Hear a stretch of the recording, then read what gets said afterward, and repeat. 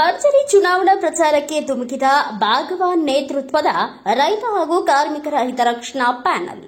ಹೌದು, ಬೆಳಗಾವಿ ಜಿಲ್ಲೆಯ ಕಿತ್ತೂರು ತಾಲೂಕಿನ ಮಲಪ್ರಭಾ ಸಹಕಾರಿ ಸಕ್ಕರೆ ಕಾರ್ಖಾನೆಯ ಚುನಾವಣೆ ಕಾವು ದಿನೇ ದಿನೇ ಜೋರಾಗುತ್ತಿದ್ದು, ಇಂದು ಮಲಪ್ರಭಾ ಸಕ್ಕರೆ ಕಾರ್ಖಾನೆ ಚುನಾವಣೆಗೆ ಜೆಡಿಎಸ್ ಪಕ್ಷದ ರಾಜ್ಯ ಮುಖಂಡ ಹಾಗೂ ಮಾಜಿ ಅಧ್ಯಕ್ಷ ನಾಸೀರ್ ಭಗವಾನ್ ಹಾಗೂ ಯುವ ಮುಖಂಡ ರುದ್ರಗೌಡ ಪಾಟೀಲ್ ನೇತೃತ್ವದ ಮಲಪ್ರಭಾ ಸಕ್ಕರೆ ಕಾರ್ಖಾನೆ ರೈತರು ಹಾಗೂ ಕಾರ್ಮಿಕರ ಹಿತರಕ್ಷಣಾ ಪ್ಯಾನೆಲ್ ವತಿಯಿಂದ ಇಂದು ಪ್ರಚಾರ ಪತ್ರವನ್ನು ಬಿಡುಗಡೆ ಮಾಡಿ ಎಲ್ಲಾ ಪ್ಯಾನೆಲ್ನ ಸದಸ್ಯರ ನೇತೃತ್ವದಲ್ಲಿ ನಮ್ಮ ನ್ಯೂಸ್ ಸಮೂಹದ ರಾಜ್ಯ ಉಪಸಂಪಾದಕ ಬಸವರಾಜು ನಡೆಸಿದ ಸಂವಾದದಲ್ಲಿ ಮಾತನಾಡಿದರು. ಈ ಸಂದರ್ಭದಲ್ಲಿ ನಾಸೀರ್ ಭಗವಾನ್ ಹಾಗೂ ಜೆಡಿಎಸ್ ಜಿಲ್ಲಾಧ್ಯಕ್ಷ ಶಂಕರ ಮಾಡಲಗಿ ಹಾಗೂ ಮಡಿವಾಳಯ್ಯ ಹಿರೇಮಠ್ ಮಾತನಾಡಿ ರೈತ ಸಂಘದ ಪ್ಯಾನೆಲ್ ಹಾಗೂ ಚನ್ನರಾಜು ಹಟ್ಟಿಹೊಳಿ ಪ್ಯಾನೆಲ್ಗೆ ಟಾಂಗ್ ನೀಡಿದರು. ವಿಶೇಷವಾಗಿ ಈಗ ಕಿತ್ತೂರಿನಲ್ಲಿ ಒಂದ್ ರೀತಿ ಮಲಪ್ರಭಾ ಸಕ್ಕರೆ ಕಾರ್ಖಾನೆಯ ಒಂದ್ ರೀತಿ ಚುನಾವಣೆಯ ಗದ್ದಲ ಮತ್ತೆ ಸಾಕಷ್ಟು ಕುಸ್ತಿ ತುಂಬಾ ಜೋರಾಗಿದೆ, ಸಾಕಷ್ಟು ರಂಗೇರಿದೆ. ಇಂತಹ ಸಂದರ್ಭದಲ್ಲಿ ಎಲ್ಲ ಒಂದ್ ಕಡೆ ತ್ರಿಕೋನ ಸ್ಪರ್ಧೆ ಏರ್ಪಟ್ಟಿದೆ. ಒಂದ್ ಕಡೆ ಚಂದ್ರರಾಜ್ ಹಟ್ಟಿಹೊಳಿ ಅವರು ಒಂದ್ ಕಡೆ ಪ್ಯಾನಲ್, ಒಂದ್ ಕಡೆ ಮಾಜಿ ಅಧ್ಯಕ್ಷರಾಗಿರ್ತಕ್ಕಂಥ ಜೆಡಿಎಸ್ ಮುಖಂಡರಾಗಿರ್ತಕ್ಕಂಥ ನಾಸೀರ್ ಭಗವಾನ್ ಅವರು ನೇತೃತ್ವದಲ್ಲಿ ಒಂದು ಪ್ಯಾನಲ್, ಮತ್ತೊಂದ್ ಕಡೆ ರೈತ ಸಂಘಗಳ ಪ್ಯಾನಲ್ ಸೇರಿ ಒಂದ್ ರೀತಿ ತ್ರಿಕೋನ ಸ್ಪರ್ಧೆ ಏರ್ಪಟ್ಟಿದೆ. ಸಾಕಷ್ಟು ಭರ್ಜರಿ ಪ್ರಚಾರಗಳು ಜಾಸ್ತಿ ಆಗಿದೆ. ಇವಾಗ ನಮ್ಗೆ ಸಿಕ್ಕಿರ್ತಕ್ಕಂಥದ್ದು ಒಂದ್ ರೀತಿ ನಾಸೀರ್ ಭಗವಾನ್ ಅವರು ಮತ್ತೆ ವಿಶೇಷವಾಗಿ ಜೆಡಿಎಸ್ ಜಿಲ್ಲಾಧ್ಯಕ್ಷ ಆಗಿರ್ತಕ್ಕಂಥ ಶಂಕರ್ ಮಾಡ್ಲಗಿ ಅವರು ಮತ್ತೆ ಎಲ್ಲ ಅವರ ಪ್ಯಾನೆಲ್ ನ ಸದಸ್ಯ ಸಿಕ್ಕಿದ್ರೆ ಬನ್ನಿ ಅವ್ರ ಹತ್ರ ಚರ್ಚೆ ಮಾಡೋಣ. ಯಾವ ರೀತಿ ಚುನಾವಣೆ ಚರ್ಚೆಗಳು ಮತ್ತೆ ಯಾವ ರೀತಿ ಕಾರ್ಯತಂತ್ರಗಳು ಮಾಡಿದ್ದಾರೆ ಗೆಲ್ಲೋದಕ್ಕೆ ಅನ್ನೋ ಬಗ್ಗೆ. ಕಳೆದ ಬಾರಿ ಒಂದ್ ರೀತಿ 2 ಬಣ ಇತ್ತು, ನೀವೇ ಅಧ್ಯಕ್ಷರಾಗಿದ್ರೆ. ಒಂದ್ ಕಡೆ ಈ ಬಾರಿ ಒಂದ್ ರೀತಿ ತ್ರಿಕೋನ ಸ್ಪರ್ಧೆ ಏರ್ಪಟ್ಟಿದೆ. ನಿಮ್ಮ ಎದುರಾಳಿಗಳು ಒಂದ್ ಕಡೆ ಚಂದ್ರರಾಜ್ ಹಟ್ಟಿಹೊಳಿ ಬಣ, ಒಂದ್ ಕಡೆ ರೈತ ಸಂಘಗಳ ಪ್ಯಾನೆಲ್ ನ ಬಣ. ಯಾವ ರೀತಿ ಗೆಲ್ಲೋದಕ್ಕೆ ಏನ್ ಪ್ರಯತ್ನ ಮಾಡಿದ್ದೀರಿ? ಈಗಾಗಲೇ ನಾವು ಎಲ್ಲ ಪ್ಯಾನೆಲ್ ಮಾಡಿ ಅಭ್ಯರ್ಥಿಗಳನ್ನು ನಿಲ್ಲಿಸಿದ್ದೀವಿ. ನಾವು ಹೋದ ಸಲ ಮಾಡಿದ ಕಾರ್ಯ, ನಾ ಬಂದಾಗ ಏನೇನು ಇದ್ರಿಕಿಲ್ಲ, ಶಿವ ಫ್ಯಾಕ್ಟ್ರಿ ₹10 ಬ್ಯಾಲೆನ್ಸ್ ಐತಿ ಇದ್ರಿಕಿಲ್ಲ.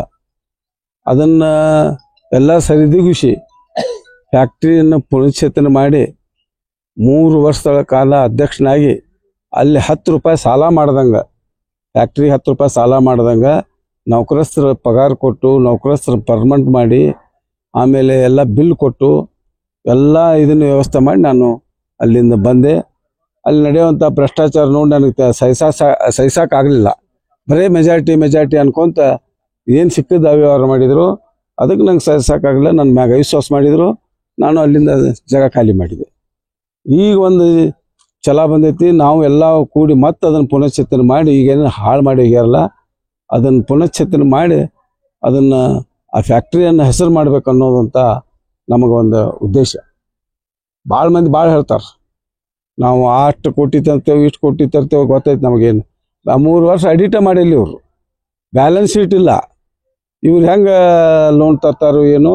ಮತ್ತು ನಮ್ಮ ಹಿರಿಯ ನಾಯಕರಾದಂಥ ನಮ್ಮ ಕುಮಾರಸ್ವಾಮಿ ಅವರು ಈಗಾಗಲೇ ಈ ಕೇಂದ್ರದ ಮಂತ್ರಿಗಳದಾರ, ಅದು ಇಂಡಸ್ಟ್ರಿ ಮಿನಿಸ್ಟರ್ ಅದಾರ. ಅದೇ ರೀತಿ ಪ್ರಹ್ಲಾದ್ ಜೋಶಿ ಅವರು ನಮ್ಮ ಒಂದು NCLT ಮೆಂಬರ್ ಅದಾರ. ಅವ್ರಿಗೆಲ್ಲ ಕೇಳ್ಕೊಂಡು ಅವ್ರಿಗೆ ರಿಕ್ವೆಸ್ಟ್ ಮಾಡ್ಕೊಂಡು ನಾವು ಏನು ಮಾಡ್ಬೇಕು ಅನ್ನೋದು ನಿರ್ಧಾರ ಮಾಡಿ ಅದು ಮಾಡ್ತೇವೆ. ಇವರು ಹೋಸಲ ಇದ್ದವ್ರನ್ನೇ ಅಲ್ಲ, ಈಗ ಇಲ್ಲಿ ಫ್ಯಾಕ್ಟ್ರಿ ಚಂದ ನಡೀತೆ ಅಂತ ತಿಳ್ಕೊಂಡು ಇವ್ರು ಇಲ್ಲಿ ಬಂದ ಈ ರೀತಿ ಮಾಡತ್ತಾರ. ಇವರು ಈ ಫ್ಯಾಕ್ಟ್ರಿಗೆ ಅಧೋಗತಿಗೇನೆ ಮಾಡ್ತಾರೆ, ಇವರು ಅಧೋಗತಿಗೆ ಮಾಡ್ಬೇಕಂತ ಇಲ್ಲಿ ಬಂದಾರ. ಅವ್ರು ನನಗೆ ಗೊತ್ತೈತೆ ಅದೆಲ್ಲ, ಅದು ಪ್ರೈವೇಟೈಸೇಷನ್ ಮಾಡಿ ಎಲ್ಲ ಇದನ್ನ ಮಾಡ್ಯಾರ. ಹಂಗಾರೆ ಖಾನಾಪುರ ಶುಗರ್ ಫ್ಯಾಕ್ಟ್ರಿ ಐತಿ, ಮತ್ತು ಅದನ್ಯಾಕೆ ಸಹಕಾರಿ ಮಾಡಿ ಕೊಟ್ಟೆ, ಸಹಕಾರಿ ಇದ್ದಿದ್ದನ್ನ ಯಾಕೆ ಪ್ರೈವೇಟ್ ಕೊಟ್ಟಾರ ಇವ್ರು?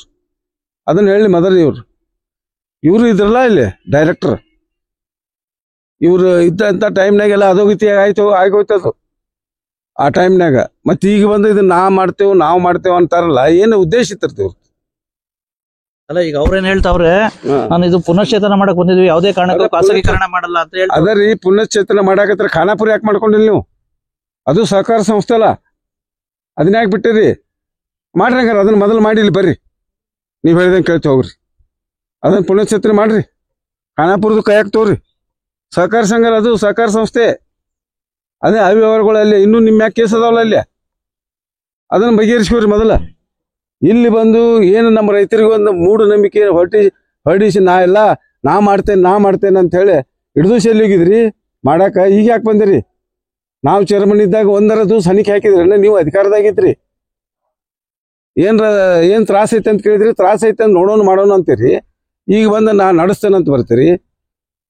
ಐತಿ, ರೈತರಿಗೆಲ್ಲ ಗೊತ್ತೈತಿ ನೀವು ಯಾವ ರೀತಿ ಮಾಡ್ತೀರಿ, ಯಾವ ರೀತಿ ನಡೆಸ್ತೀರಿ ಅನ್ನೋದು ಗೊತ್ತೈತಿ. ಮತ್ತೆ ನಿಮ್ ಫ್ಯಾಕ್ಟ್ರಿಗಳು ಹೆಂಗ್ ನಡ್ಸತ್ತೀರಿ ಅನ್ನೋದು ಗೊತ್ತೈತಿ. ಮತ್ತೆ ರೈತ ಸಂಘಗಳು ಅದ ರೈತ ಸಂಘ ಪಾಪ ಅವ್ರ ಬಗ್ಗೆ ನಾ ಏನ್ ಮಾತಾಡ್ದು. ಯಾಕೆ ಹೋರಾಟ ಮಂದಿ ಅದ ರೈತ ಸಂಘ. ಇಲ್ಲಿ ತಂದು ಹಾಕ್ಬೇಕು, ಮೊದಲು ಏನ್ರ ನಡೆಸ್ಬೇಕು. ಈಗ ನಾನು ಏನೂ ಇಲ್ದಾಗ ಬಂದು ತಂದು ನಡೆಸಿ ಅಲ್ಲಿ ತಂದು ಹಾಕಿ ಮಾಡಿ ನಾನು ನಡೆಸೇನು, ಏನೇನು ಇಲ್ದೇ ಇದ್ದಾಗ. ಈಗ ಇವ್ರು ನಮ್ಮ ಮ್ಯಾನೇಜ್ಮೆಂಟ್ನವರು ಏನೋ ಮಾಡಕ್ ಹೋಗಿ ಅದರ ಅವ್ರದ್ದು ಇದ್ರ ಮ್ಯಾಗ ಕಲ್ ತಕೊಂಡಾರ ಅವ್ರು. ಪಾಪ ಅವ್ರಿಗೂ ಏನಾಗಿದ್ರಿ, ದುಷ್ಟ ಕೂಟಗಳು ಸಿಕ್ತಲ್ಲಿ. ಭಾಗವಾನ ನಿಲ್ಲಿಸ್ಬೇಕು ಅನ್ನೋದು ಒಂದು ಉದ್ದೇಶದಿಂದ ಅಷ್ಟ ಇವ್ ಚೆನ್ನಾಗಿ ನೆನೆಸ್ತಾನೆ. ಇವ್ ನಾಳೆ ನಮಗ್ ಮೂಲ ಹಾಕನು, ರಾಜಕೀಯವಾಗಿ ನಮ್ಮ ಮೂಲ ಆಗ್ಬೋದು ಅಂತ ತಿಳ್ಕೊಂಡು ಅವರು ನನ್ನ ಮುದ್ದಿ ಮಾಡಿ ಇಷ್ಟು ಈ ನಾಟಕ ಮಾಡಿದ್ರು. ಈಗ ಅದಕ್ಕೆ ನಮಗೆ ಎಲ್ಲ ಒಳ್ಳೆ ಜನ ತಗೊಂಡೇವಿ, ಈಗ ಒಂದು ಚೈನ್ ಮಾಡಿದೆವು. ಅದಕ್ಕೆ ದಯವಿಟ್ಟು ನಾವು ರೈತರಲ್ಲಿ ಬೇಡ್ಕೋತೇನು. ನಾನು ಎಂಥ ಮನುಷ್ಯ ಅನ್ನೋದು ಗೊತ್ತು, ನಿಮ್ಗೆ ಎಲ್ಲರಿಗೂ ಗೊತ್ತೈತಿ. ನಾವು ಯಾರ್ದಾರ 10 ಪೈಸಾ ತಿಂದ್ರೆ ಇದನ್ನ ಮಾಡಿದ್ರೆ ಅದೆಲ್ಲ ತಮ್ಗೆಲ್ಲರಿಗೂ ನಮ್ಮ ಕಾರ್ಮಿಕರಿಗೆ ಗೊತ್ತೈತಿ. ಮೊದಲ ಅಲ್ಲಿ ಕಾರ್ಮಿಕರ ಫ್ಯಾಕ್ಟ್ರಿ ಅದು, ನನಗನ್ಸಿಮಟ್ಟಿಗೆ ಎಲ್ಲ ಒಳ್ಳೆ ಕೆಲಸ ಮಾಡೋರು ಕಾರ್ಮಿಕರು. ಅವ್ರಿಗೆ ಸಹಿತ ಪಗಾರ ಕೊಟ್ಟಿರ್ಕಿಲ್ಲ ಇವ್ರು. ಅವ್ರು ಪರ್ಮನೆಂಟ್ ಮಾಡಿ ಬಂದೇನು ಕಾರ್ಮಿಕರದ್ದು. ಈಗ ನಿಮ್ದು ಸ್ವಾಭಿಮಾನದ ಹೋರಾಟ. ಸ್ವಾಭಿಮಾನಲ್ಲ ಈ ನಮ್ದೇನು ಕಾಮಧೇನು ಅಂತಿರಲ್ಲ, ಆ ಕಾಮಧೇನುನ ಉಳಿಸ್ಬೇಕನ್ನೋದನ್ನ ಹೋರಾಟ. ಅದು ಒಳ್ಳೇದಾಗ್ಬೇಕು ಜನಕ್ಕೆ. ನಮ್ಮ ಇದೇನು ಹೋರಾಟ ಐತಿ, ನಮ್ಗೆಲ್ಲಾ ಜನರಿಗೆ ಮತ್ತೊಮ್ಮೆ ಕೈ ಮುಗಿದು ಕೇಳ್ಕೊತಾನು. ನಮ್ಮ ಪ್ಯಾನೆಲ್ಗೆ ಈ ಮತ್ತೊಂದ್ಸಲ ಆರಿಸಿ ತಂದು ಕೊಡ್ರಿ. ನೀವ್ ಹೇಳಿದ್ದೆಲ್ಲ ಮಾಡ್ತೇವು. ಅದೇನು ಪುನಶ್ಚೇತನ ಮಾಡಕ್ಕೂ ತಯಾರಿದೆವು, ರೈತರದೆಲ್ಲ ಸೇವಾ ಮಾಡಕ್ಕೂ ತಯಾರಿದೆವು, ಕಾರ್ಮಿಕರ ಸೇವಾನು ಮಾಡಕ್ ತಯಾರಿದೆವು. ಅದಕ್ಕೆ ತಮ್ಗೆಲ್ಲ ಮತ್ತೊಮ್ಮೆ ಪ್ರತಿಯೊಂದು ಹಳ್ಳಿಯಾಗ ಹಿಂಗ ನಡೆದೈತಿ. ಅವ್ ಮಾಡಿ ಹೋಗ್ಯಾನೋ ಭಾಗವನ, ಅವ್ ಮಾಡಿದ್ದ ಗೋಪುರ ಕಟ್ಟಿದ್ದ ಅದನ್ನ ಉಳಿಸ್ಕೊಳಕ್ ಬಂದಿಲ್ಲ, ಅವರು ಕೆಡವಾಕ್ ಬಂದಾರ ಅನ್ನೋದು ಮಾತಾಡ್ತಾರ ಜನ. ಮತ್ ನಮಗೆ ಯಾಕೆ ಇದನ್ನ ಮಾಡ್ಬೇಕಾಗಿತ್ರಿ? ಇವ್ರು ಕೇಳ್ಬೇಕಾಗಿತ್ತು ಒಂದು ಮಾತ. ಎಲ್ಲ ಪಕ್ಷದವ್ರ ಅಂತೀರಿ, ಯಾವ ಪಕ್ಷ ಏನ ಅಂತ ಅನ್ನೋದು ಐತಿ. ಮತ್ತೆ ದುಡ್ಡು ಕೊಟ್ಟ ನೀವ್ ಏನ್ರ ಹೋಟ್ ಖರೀದಿ ಮಾಡಿ ನಾ ಹರೀಶ್ ಬರ್ತೇನೆ ಅಂತ ದಿಮಾಕ್ ಐತಿ ನಿಮಗ. ಯಾಕಂದ್ರೆ ಎಲ್ಲಾ MLC ಇಲೆಕ್ಷನ್ಗಳು ಹಂಗ ಮಾಡಿರಿ, MLA MP ಇಲೆಕ್ಷನ್ಗಳು ಹಂಗ ಮಾಡಿರಿ. ನೀವು ನನಗ್ ಗೊತ್ತೈತಿ ಅದೆಲ್ಲ. ಅದು ನಾನು ನಿಮ್ ಹಿಂಬಾಲ್ ಇದ್ದಾವನ್ನ. ನೀವ್ ಹೆಂಗ್ ಮಾಡಿದ್ರಿ ಅನ್ನೋ ಹಂಗ ಇದೆ ಸಹಕಾರಿ ಸಂಘ ಇದು. ನೀವೇನ್ರ ರೊಕ್ಕ ಕೊಟ್ಟು ಓಟ್ ಹಾಕೊಂಡು ಅದನ್ನ ಮಾರಾಟ ಮಾಡಕ್ ತಯಾರಿ ನಡೆಸ್ಮಾಡ್ರಿ. ಅದನ್ನ ಮಾಡಕ್ ನಾವು ಬಿಡುದಿಲ್ಲ ಇಲ್ಲ. ಯಾವುದೇ ಕಾರಣ ಖಾಸಗೀಕರಣ ಮಾಡಕ್ ಬಿಡುದಿಲ್ಲ. ಅದನ್ನ ಎಚ್ಚರ ಇಟ್ಕೊಂಡು ನೀವು ಹೋರಾಟ ಮಾಡ್ರಿ ಅಂತ ನನ್ನ ಮಾಹಿತಿ. ಬೆಂಬಲ ಕೊಟ್ಟಿರ್ತಕ್ಕಂಥದ್ದು JDS ನ ಒಂದ್ ರೀತಿ ಜಿಲ್ಲಾಧ್ಯಕ್ಷರು. ವಿಶೇಷವಾಗಿ ಅವ್ರೇನ್ ಹೇಳ್ತಾರೆ ಸರ್? ನಮಸ್ತೆ. ಕಳೆದ ಬಾರಿ ಭಗವಾನ್ ಅವ್ರು ಸ್ಪರ್ಧೆ ಮಾಡಿದ್ರು ಸಹ ನೀವು ಬಹಿರಂಗವಾಗಿ ಬಂದು ಸಪೋರ್ಟ್ ಮಾಡಿದ್ರಿ. ಈಗಾಗಲೇ ಮಲಪ್ರಭಾ ಸಕ್ಕರೆ ಫ್ಯಾಕ್ಟರಿ ಇಲೆಕ್ಷನ್ ಚಲುವಾಗಿದೆ. ರೈತರ ಅಳಿವುಳಿಗಾಗಿ ಮತ್ತು ಈ ಪ್ಯಾನಲ್ ಅನ್ನ ಮಾಡುವ ಪರಿಸ್ಥಿತಿ ನಿರ್ಮಾಣ ಆಯಿತು. ಆ ಕಾರಣಕ್ಕಾಗಿ ನಾಸಿರ್ ಭಗವಾನ್ ಅವರ ನೇತೃತ್ವದಲ್ಲಿ ಹೋದ ಸರಿ ಪ್ಯಾನಲ್ ಮಾಡಿದಾಗ 15 ಜನರನ್ನ ಆರಿಸಿಕೊಟ್ಟಂತ ಈ ಕ್ಷೇತ್ರ ಇದು ರೈತರ ಕ್ಷೇತ್ರ. ಇದು ಸರಿ ಈ 15 ಜನ ಕ್ಯಾಂಡಿಡೇಟ್ಗಳು ಒಳ್ಳೆಯ ರೀತಿಯಿಂದ ಇದ್ದಾರೆ ಅನ್ನೋದಕ್ಕನ್ನ ಈಗ ಮತ್ತೊಂದು ಪ್ಯಾನಲ್ ರೆಡಿ ಆಗಿದೆ. ಮತ್ತು ಈ ರಾಜಕಾರಣದ ಬೆಳಕ ಎಲ್ಲ ಇರೋದನ್ನ ಯಾರ್ಯಾರ ಯಾವ ಸಮಯಕ್ಕೆ ಒಂದಾಗ ಹೆಂಗ್ ಹೊಂದಾಣಿಕೆ ಹಾಕೋರು ಅವ್ರವ್ರ ವಿಚಾರ ರೈತರಿಗೆ ಬಿಟ್ಟದ್ದು. ಇಂದ ರೈತ ಸಂಘದವ್ರು ಒಂದು ಪ್ಯಾನಲ್ ಮಾಡಿದ್ದಾರೆ. ರೈತ ಸಂಘದವ್ರು ಅಂದ್ರೆ ಪಾಪ ಎಲ್ಲೇ ಅನ್ಯಾಯ ನಡೆದ್ರು ರೈತ ಸಂಘದವರು ತಮ್ಮ ರೈತರ ಅಳಿವುಳಿಗಾಗಿ ಅವ್ರು ಹೋರಾಟ ಮಾಡೋದನ್ನ ಇಡೀ ರಾಜ್ಯಾದ್ಯಂತ ಇದು ದೇಶಾದ್ಯಂತ ಕಂಡು ಬಂದಂತ ವಿಷಯ. ಅವ್ರ ಬಗ್ಗೆನೂ ಸಹಿತ ಈ ರಾಜಕಾರಣಿಗಳು ಲಘುವಾಗಿ ಮಾತಾಡ್ತಂತ ಅದನ್ನ ನಿಮ್ಮ ವಿಡಿಯೋ ನಿಮ್ಮ TV ಮುಖಾಂತರ ನಾವು ಕೇಳಿದೆವು. ಯಾರೇ ಇರಲಿ ಅಧಿಕಾರದಾಗ ನಾವು ರೈತರ ಬಗ್ಗೆ ನಾವು ಅಗೌರವ ಮಾಡೋದಂದ ಎಂದೂ ಮಾತಾಡಬಾರ್ದು ನನ್ನ ಮನವಿ. ಯಾರೇ ಇರಲಿ ಅವ್ರು ಅಧಿಕಾರದಿಂದ ಬರ್ತೈತಿ ಹೋಗ್ತೈತಿ ಮುಖ್ಯ ಅಲ್ಲ. ರೈತ ಸಂಘದ ಸಂಘಟನೆಗಳ ಬಗ್ಗೆ ಯಾರೂ ಮಾತಾಡಬಾರ್ದು. ಯಾರೇ ಮಾತಾಡ್ರು ತಪ್ಪೆ. ರೈತರಿಗೆ ಮಾತಾಡಿ ಬೇರೆದವ್ರು ಮಾತಾಡ್ರು ನಾವು ಕ್ಷಮೆ ಕೇಳ್ಬೇಕಾಗ. ಯಾಕಂದ್ರೆ ರೈತರ ಏನಾದ್ರು ನಮಗ ಅನ್ನ ಹಾಕ್ಲಿಕ್ಕೆ ನಾವ್ ಯಾರು ಬದುಕಾಕ ಸಾಧ್ಯ ಇಲ್ಲ ಅಂತ ಪರಿಸ್ಥಿತಿ. ಆ ಕಾರಣಕ್ಕಾಗಿ ನಮ್ದ ಈಗಾಗಲೇ ಇಲ್ಲಿ BJP ಅವರು ನಮ್ಮ ಪ್ಯಾನಲ್ದಲ್ಲಿ ಇದ್ದಾರೆ. BJP ಅವರು ಈ ನಮ್ಮ ಈ 15 ಏನು ಕ್ಯಾಂಡಿಡೇಟ್ದಲ್ಲಿ ಅವರು ಒಂದು 3-4 ಜನ ಇದ್ದಾರೆ. ಆಮೇಲೆ ಇದರಲ್ಲಿ ನಮ್ಮ ರೈತರು ಇದ್ದಾರೆ. JDS ನಮ್ಮ ನಾಸಿರ್ ಭಗವಾನ್ ಅವ್ರ ನೇತೃತ್ವದಲ್ಲಿ ನಮ್ದು ಪ್ಯಾನಲ್ ಲಾಸ್ಟ್ ಇಯರ್ ಮಾಡಿದಂಗ ಇದು ಸರಿ ಮಾಡಿದ್ದೇವೆ. ನಾವು ಪ್ರಾಮಾಣಿಕ ಪ್ರಯತ್ನವನ್ನ ನಾವು ಮಾಡೇ ಮಾಡ್ತೇವೆ. ಆ ಕಾರಣಕ್ಕಾಗಿ ರೈತರ ಅಳಿವುಳಿಗಾಗಿ ಈ ಪೆನಲ್ ಅನ್ನ ನೀವು ಬೆಂಬಲಿಸ್ರಿ, ನೀವು ಮತ್ತೊಮ್ಮೆ ಅವಕಾಶ ಕೊಡ್ರಿ ಅಂತೇಳಿ ನಾವು ನಿಮ್ಮಲ್ಲಿ ಮನವಿ ಮಾಡ್ಕೋತೇವೆ. ಇದು ಈಗ ನೀವೇನೋ ಪೆನಲ್ ಮಾಡಿದ್ರ, ಇಲ್ಲಿ ಬಿಜೆಪಿ ಅವರು ಇದಾರೆ ಮತ್ತೆ JDS ಅವರು ಇದಾರೆ, ಏನು ಕುಮಾರಸ್ವಾಮಿ ಅವರು ಮತ್ತೆ ಮೋದಿ ಅವ್ರ ಫೋಟೋ ಏನಾದ್ರು ಇದ್ ಮಾಡ್ತೀರಾ ಇದ್ರೊಳಗೆ? ಮಾಡ್ತೇವೆ, ಅದಕ್ಕೇನು ಸಂಬಂಧ ಅದ್ರಿ. ಈಗ ನೋಡ್ರಿ ನಮ್ಮ ನಾಯಕರ ಮಾಜಿ ಶಾಸಕ ನಾವು ಕೇಂದ್ರದಲ್ಲಿ ಇರ್ತಕ್ಕಂಥ ಭಾರತ ದೇಶನ ಇಂದ ಬಟ್ ಮಾಡಿ ಇಡೀ ಜಗತ್ತನ ಅಂದ್ರ ಮೋದಿ ಅವರು ನೋಡ್ತಾ ಇದೆ. ಅದ್ರ ಇಡೀ ಏನಾರ ಒಂದು ಕಷ್ಟ ಬಂದಾಗ, ಏನಾರ ಅಳಿ ಬಂದಾಗ ಮೋದಿಜಿಯವ್ರ ಫೋಟೋ ಹಾಕೋದು ಧರ್ಮ. ಕಷ್ಟ ಕಾಲಕ್ಕೆ ಯಾರಂತ ಕೇರ್ ಮೋದಿಜಿಯವರು, ಆಮ್ಯಾಗ ದೇವೇಗೌಡರು, ಆಮೇಲೆ ಈಗ ನಮ್ಮ ಬೃಹತ್ ಕೈಗಾರಿಕೆ ಮತ್ತು ಮೈನ್ಸ್ ಅಂಡ್ ಜುವಾಲಜಿ ಮಿನಿಸ್ಟರ್ ಆಗಿರ್ತಕ್ಕಂಥ ನಮ್ಮ ನಾಯಕರಾಗಿರ್ತಕ್ಕ ಕುಮಾರಸ್ವಾಮಿ ಅವರು ಇದ್ದರು. ಮತ್ತು food and civil supply minister ಆಗಿರ್ತಕ್ಕಂಥ ನಮ್ಮ ಪ್ರಹ್ಲಾದ್ ಜೋಶಿ ಅವರು ಇದ್ದಾರೆ. ಯಾರೇ ನಮ್ಮ ಬಿಜೆಪಿ ನಾಯಕರದಲ್ಲ, ಅವರಿಗೆ ಒಂದು ಇತಿಮಿತಿಗಳನ್ನು ನೋಡ್ಕೊಂಡು ನಾವು ಫೋಟೋಗಳನ್ನು ಬಳಕೆ ಮಾಡಬೇಕಾಗ. ಯಾಕಿದು ರಾಜಕೀಯ ಚುನಾವಣೆ ಅಲ್ಲ, ಇದೊಂದು ಅಳಿವೆ ಉಳಿವಿನ ಈ ಫ್ಯಾಕ್ಟರಿ ಮತ್ತು ಅಳಿವೆ ಉಳಿವಿನ ಚುನಾವಣೆ ಐತಿ. ಆ ಕಾರಣಕ್ಕಾಗಿ ಎಲ್ಲರಿಗೆ ಇಂದ ನಾವು ಮನವಿ ಮಾಡ್ಕೋದು, ಮೋದಿಜಿಯವ್ರ ಫೋಟೋನು ಹಾಕೋಬಹುದು, ಆಮೇಲೆ ದೇವೇಗೌಡರ ಫೋಟೋನು ಹಾಕೋಬಹುದು, ಕುಮಾರಸ್ವಾಮಿ ಅವ್ರ ಫೋಟೋನು ಹಾಕೋಬಹುದು, ಜೋಶಿ ಸಾಹೇಬ್ ಫೋಟೋನು ಹಾಕೋಬಹುದು.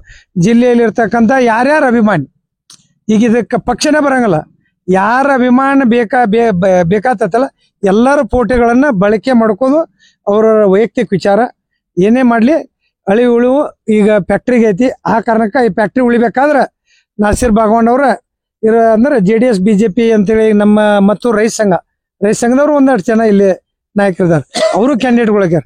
ಈ ರೈತರ ಒಂದು ಅಭಿವೃದ್ಧಿಗಾಗಿ ಈ ಪೆನಲ್ ಅನ್ನ ನೀವು ಬೆಂಬಲಿಸ್ಬೇಕು, ಆಶೀರ್ವಾದ ಮಾಡ್ಬೇಕಂತೇಳಿ ನಾವು ಎಲ್ಲಾ ಮತದಾರರಿಗೆ ಮನವಿಯನ್ನ ಮಾಡ್ಕೊತೀವಿ. ಮಡಿವಾಳೆಯ ಶಂಕರ ಹಿರೇಮಠ ಅವರು ಇದ್ದಾರೆ, ಇವರು ಸಹ ಈ ಪೆನಲ್ ಅಭ್ಯರ್ಥಿ. ಸರ್ ನಮಸ್ತೆ.